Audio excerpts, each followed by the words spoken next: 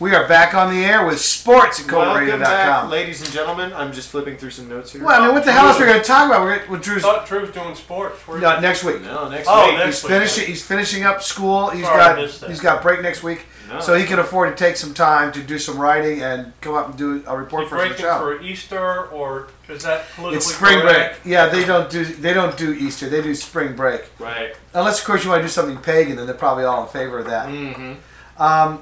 So, if we're going to talk about sports, what else the hell is there to talk about with the Olympic Games? Oh, yeah. I don't give a rat's Absolutely. ass about the NBA. No. I haven't cared Who about does? the NBA since Lou Alcindor. Before that, who was that guy who played for the Celtics? What was his name? Bill Larry- Russell? Bill Russell. I loved Bill Russell now. Larry Bird. Now you're dating yourself. Yeah. No, even before I got to go back before even Larry Bird. I liked Bill Russell. No, the I Celtics, lost interest when Magic Johnson went into it. the Celtics and the Lakers, that run with Magic and Bird was like magic. You lost interest when Magic Johnson went into the game. Yes. Why? Because Magic Johnson didn't like the offense his coach was running. And so he said, I'm not playing unless you change the plan. To a He more didn't like Magic it. Johnson The centered coach said, offense. what the hell's the matter with you? I'm the head coach. You're going to play exactly as they say. And so the coach said, if you don't like it, well, then we'll go to the owner. We'll just see who's in charge around here.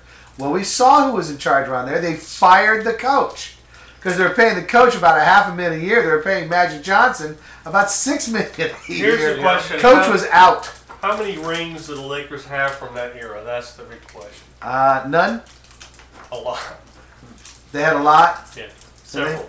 That's because the teams that can afford the big pay scales. They're the ones that are going to win. You're right. Look, they even you can't even use a zone defense in the NBA because no one's going to pay a guy $20 million a year to stand in one spot doing jumping jacks trying to keep a guy from making an outside shot. That's Yep. absolutely right. That's I mean, very come true. on, an outlaw. I like college basketball. Love college basketball. Just don't care about the NBA. Just haven't cared about it in a long Why time. don't centers in the NBA have to be able to throw free throws? Why? None of them. It's not required in their contractors. They're just there to be impressive. It's all merchandising. All right. No, we do have the NCAA. Oh, do we? Yes, we do. What happened Gamecocks ain't going nowhere. Well, that's Really? They're not even going to the tournament. If the NIT's smart, they won't take them. I just think that Darren Horn did what he could and did a pretty damn decent job of it when he lost Dominic Archie and Mike Holmes. I mean, that was devastating to the team. Yeah. The other guys were not ready for prime time. They're ready to fill in, but not What about Devin start. Downey?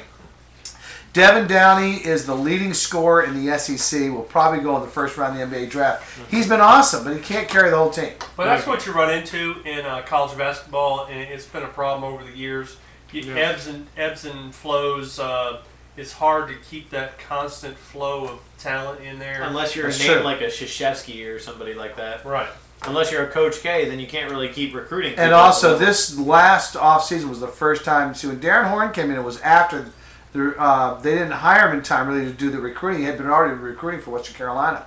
So this year was the first time he actually was able to get out on the road early with everybody else to be recruiting for South Carolina.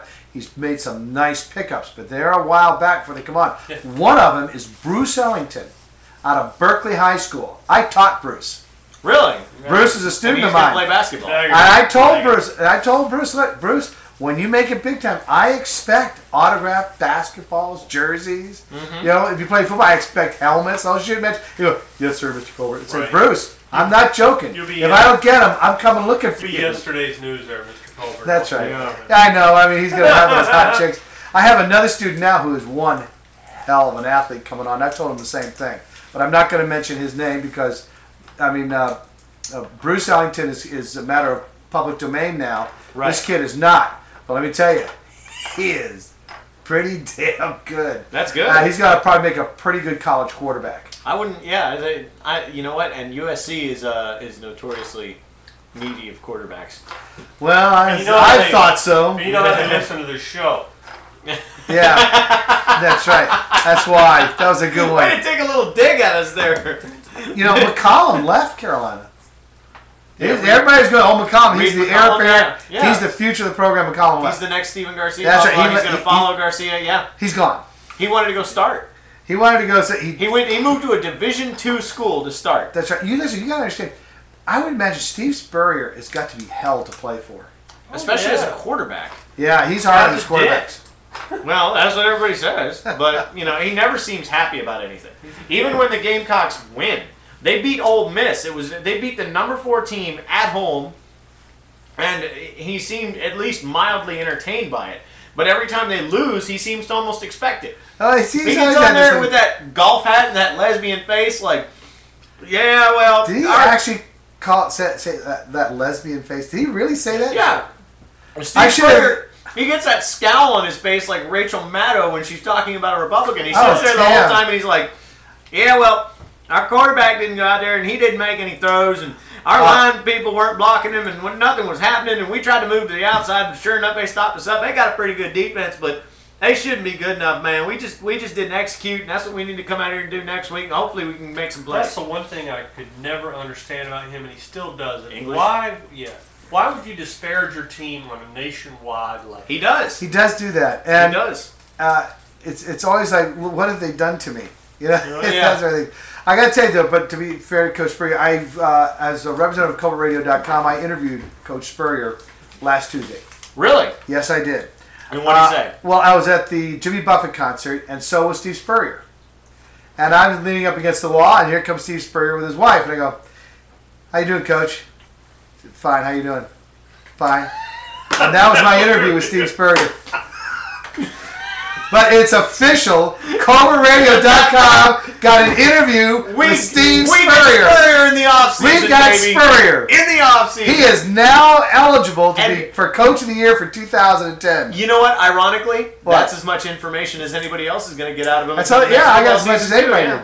So you think about it. You did just as good as ESPN College Game Day right there. You know, I sent Ed Conroy his Craw Award. Wow. I think he's going to he'll actually get it. And then I think I'm going to try and contact him a little bit later and say, "Coach, did you get your award?" He said, "Yeah, what the hell's the Craw?" I said, "Well, we thought maybe you would like to come on the air with us and we can explain it to you." Yeah. I'll see if I can get Ed Conroy to agree to do it. Right over here. That's right. Okay. Well, so the Olympic Games, this is the best Olympic Games the United States has ever had. And sharing the glory with us, obviously, is the host country, Canada, because they racked up the most gold. They had the most gold. Right. We racked up the most medals. Germany was second. Third was Canada with the most golds of any Winter Olympics. And I saw our bobsled team the 4 men go down that chute on their heads at 70 miles an hour. That was wild right there. I bet it Those are the guys that Steven rode down with. Yeah. Oh, wow. Those are the guys. Yeah. Team 2, sled team 2. Yeah, they flipped right over, man. And They did? Yeah, the 4-man bobsled. Yeah. I thought that. We had 2 teams, right? Team 1 and Team 2. I think. I wonder if you went down with Team 1. I don't know. Team 2 went down on their heads. Their heads. And they were hauling ass for like a mile and a half. Oh my man, God! I sure hope those. I don't know helmets if you guys up. know this, but those bobsleds run on ice. Yes. And ice is notoriously difficult to stop on. When they're shooting down that chute at 70 miles an hour like that, you can do no one can do anything until those poor bastards stop. Yeah, you cannot help them. You can't. There's nothing they can do. If you try, you'll only make it worse. Yep. Right. And they don't have a lot of steering. It's not like the course is wide open and the guy drives it which way he wants to. No. The course makes you go one way, and basically all 4 of you are trying to eat as much as you can. Absolutely right. So you got a huge turd on deck, so you get down the chute the fastest. And that's not the. I mean, you're dead. So what's really wild is the camera zoomed right into these guys coming into the finish. They're all laying on their heads, and all I'm thinking is, no one freaking knows how hurt these guys are. All of them could snap their necks. You could all be dead. They could all be freaking dead. Yeah, they could. That is horrible. Yeah, but it's true. They could. I mean, we saw it with that Georgian loser, that Karakashvili guy. Well, anyway, next week we'll talk about the upcoming March Madness. One thing I like about this month is March Madness because you get the NCAA tournament, and there are always these small schools or these mid-majors that beat the big boys, and I love that. We'll be right back because we're going to lose this and won't be able to get on YouTube. We'll be right back with Colbertradio.com.